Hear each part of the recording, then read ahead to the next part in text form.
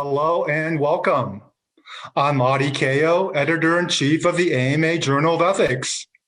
Thank you for joining us for this video edition of Ethics Talk. I'm here with Allison Sesso, Executive Director of RIP Medical Debt, which is a nonprofit dedicated to removing the burden of medical debt, nearly $3 billion so far, for those in or near the poverty level.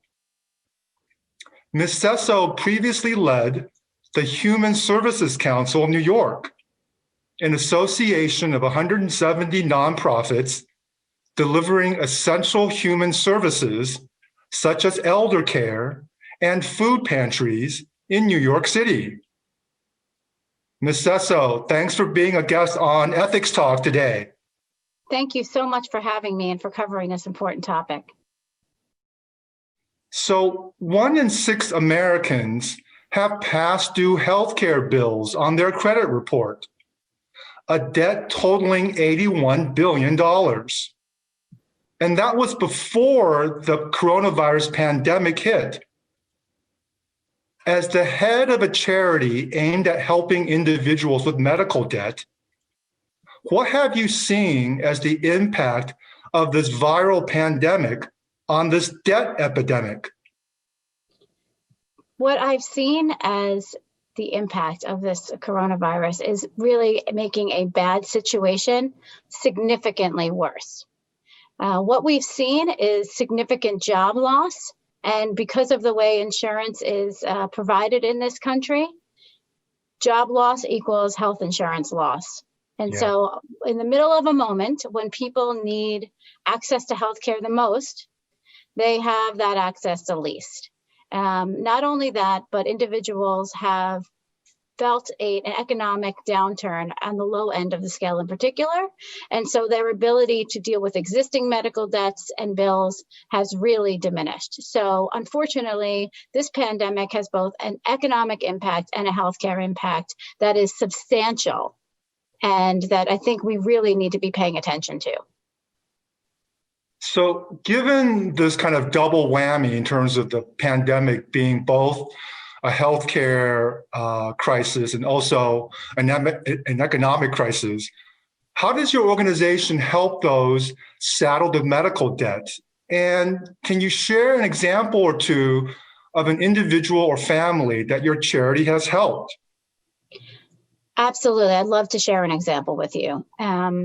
First of all, how we help people very plainly is by getting rid of their medical debt. We literally buy the medical debt for pennies on the dollar. So every dollar that's given to RIP medical debt gets rid of $100 of medical debt or weight off of an individual. And so we, quite frankly, just remove medical debts and we abolish them. So we are abolishers. There have been 1.6 million people that we've helped to date, abolishing nearly $3 billion, as you said at the beginning, of debt. And I have so many stories that I could pick from, but I'm going to tell you one story and I'll actually read you the words of this individual, which was a person who at the time was living in Florida, now lives in Texas. She was a home health aide and for a special needs individual. She had a bill that was a little over $4,000 because she had an ER visit in 2012 due to an infection. The way our model works, you don't ask for this help, you just get it. And so she did get a letter in the mail. So as a surprise, it's the opposite of surprise billing, it's surprise abolishment.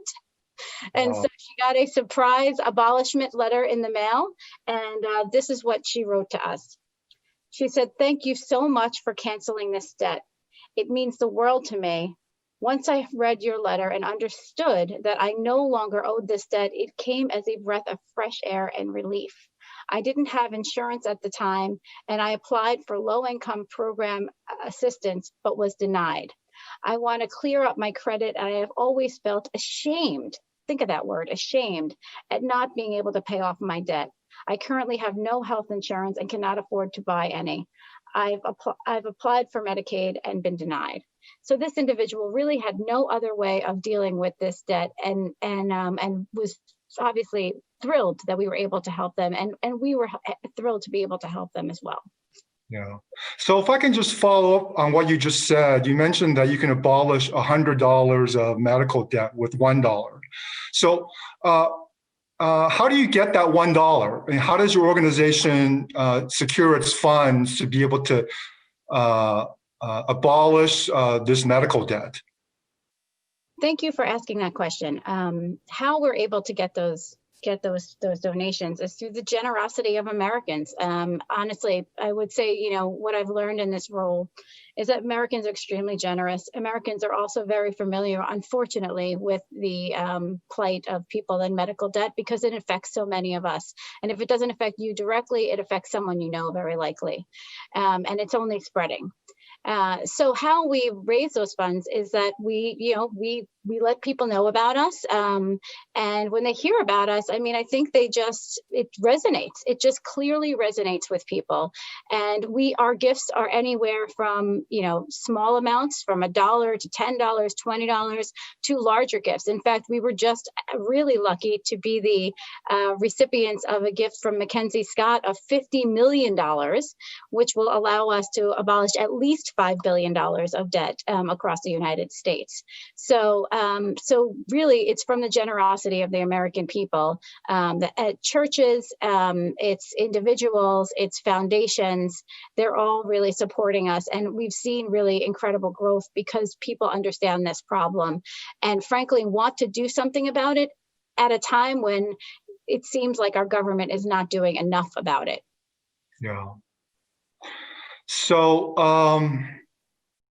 given what you just said in terms of the importance of personal generosity and the work of charities like yours in helping those in critical need, how should we think about charity and reliance and possibly over-reliance upon it as a means to address medical debt, especially from an equity and justice perspective? I am glad you asked a question about equity.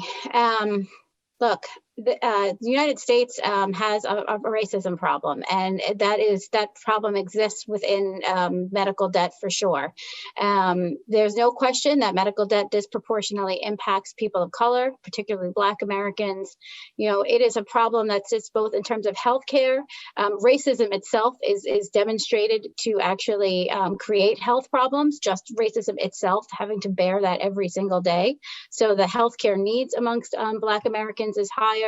And then you couple that with the debt that is higher amongst Black Americans because of the legacy of slavery.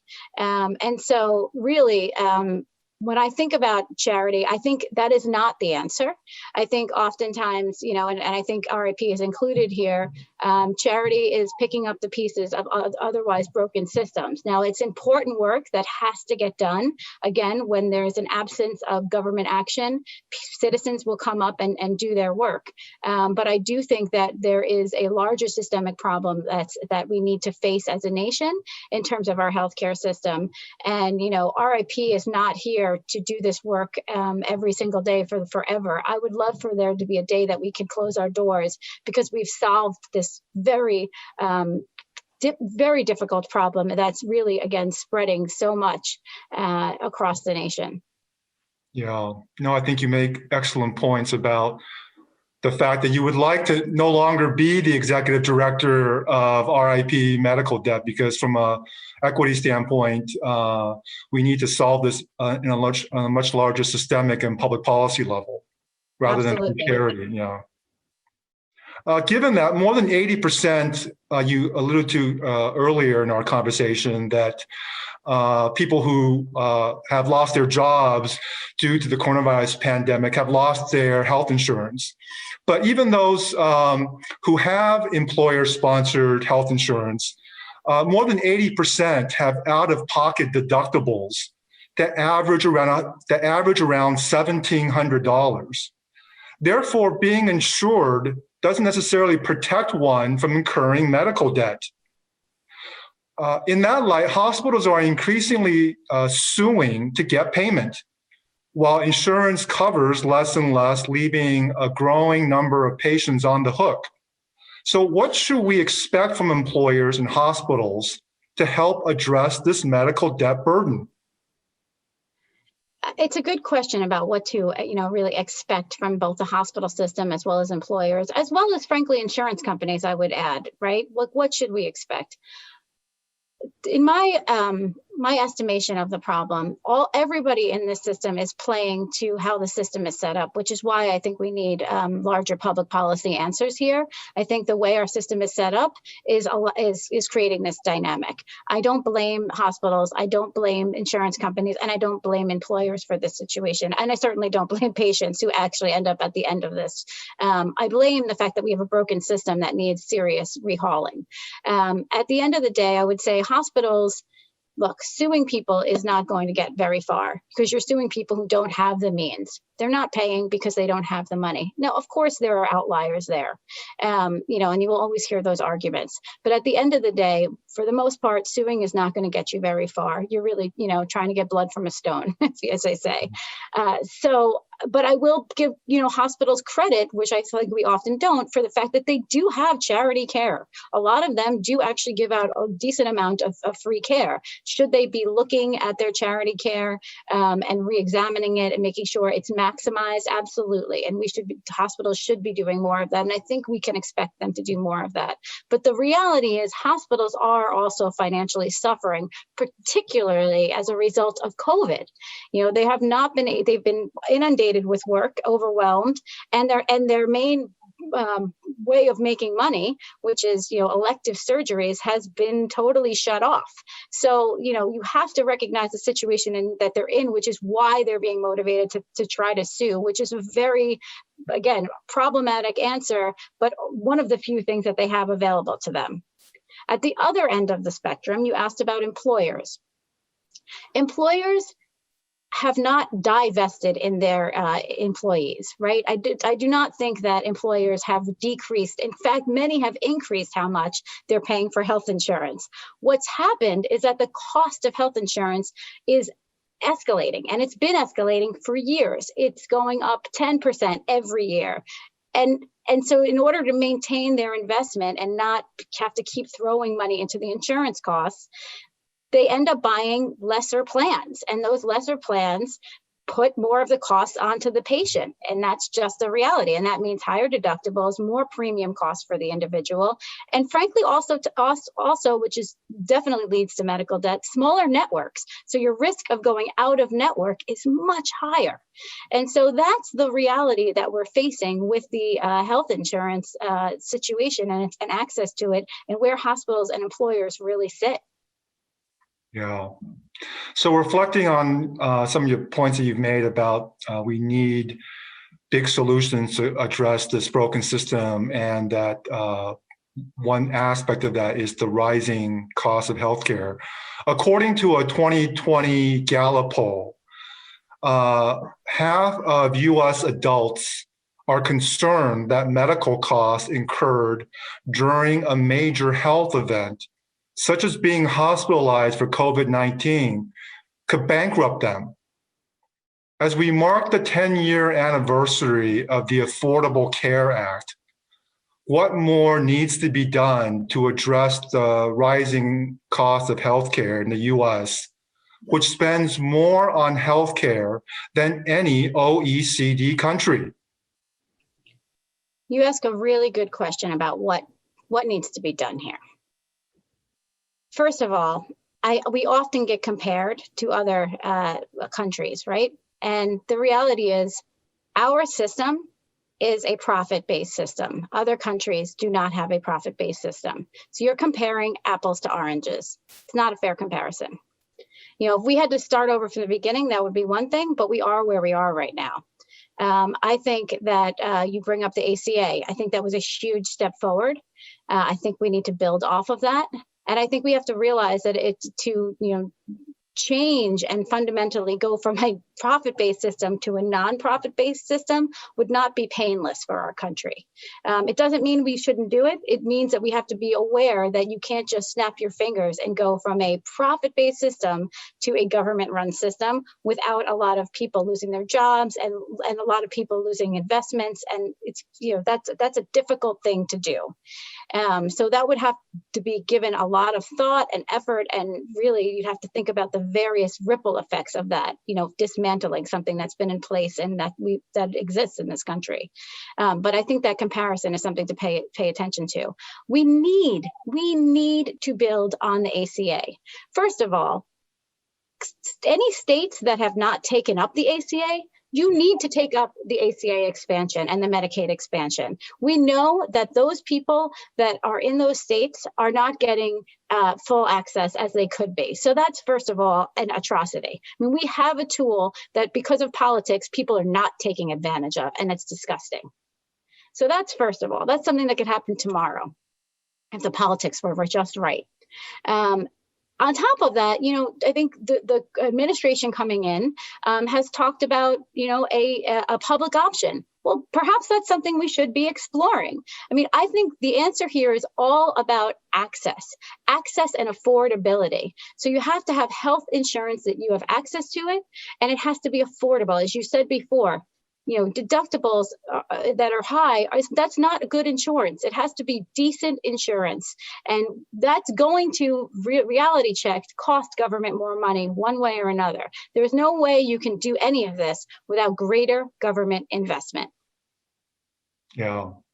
If I could just ask one follow-up question, what do you think, as you said, we currently are in a for-profit healthcare system. And so, and obviously, with the new administration coming in, there may be a greater push for Medicare for all. What do you think about that as the change that our system needs? I think that all options need to be on the table. I can tell you what we're doing right now is not working, and it's not getting any better. The trends are getting absolutely worse. So we do need to do something. Is the answer Medicare for all? I don't know. That's going to come with certain trade-offs. Everything we do is going to have winners and losers. And I think that we need, as public policy experts, think about this and take apart the pieces. We need to do it slowly. I understand that there's an urgency here. There is an urgency, but you have to think thoughtfully about what it means when you make a change like that. And so Medicare for all, again, may be an answer, but again, you're going to have trade-offs when you do that. So we should do anything we do with our eyes wide open. But one thing I know for sure, which is we cannot do nothing and we cannot stand still. Yeah. With that passionate call to action, I want to thank Allison Sesso for sharing her expertise and insights on this critically important topic. Allison, thanks again for being a guest on Ethics Talk. Thank you so much for having me. For more COVID ethics resources, please visit the AMA Journal of Ethics at journalofethics.org. And finally, to our viewing audience, be well and be safe. We'll see you next time on Ethics Talk.